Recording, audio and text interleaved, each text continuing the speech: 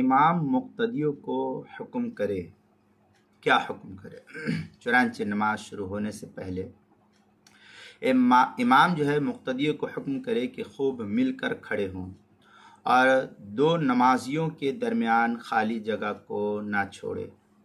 اور اپنے مونڈھے برابر کر کے رکھے۔ دوسرے کہ اگر اگلی صف میں گنجائش ہے، جگہ خالی ہے، تو اگلی صف میں پہلے کھڑا ہونا چاہیے اور درمیان کی خالی جگہ کو پر کرنی چاہیے، اور اگر اگلی صف میں گنجائش نہیں تو اس میں زبردستی گھس کر کے نمازیوں کو تکلیف دینا کسی بھی صورت میں درست نہیں ہے۔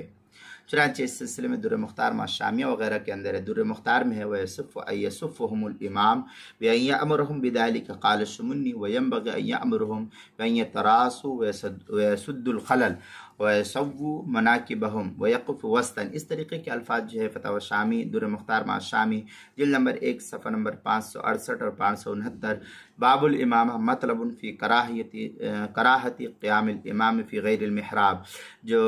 ایچ ایم سعید کراچی پاکستان کا چھپا ہوا نسخہ اس کے اندر۔ اس طریقے سے نماز کے مسائل کا انسائکلوپیڈیا جلد نمبر 1 صفحہ نمبر 178 اور 179، حروف تہجی الف، عنوان ہے امام مقتدیوں کو حکم کرے، اس کے تحت اس مسئلے کی وضاحت نقل کی گئی ہے۔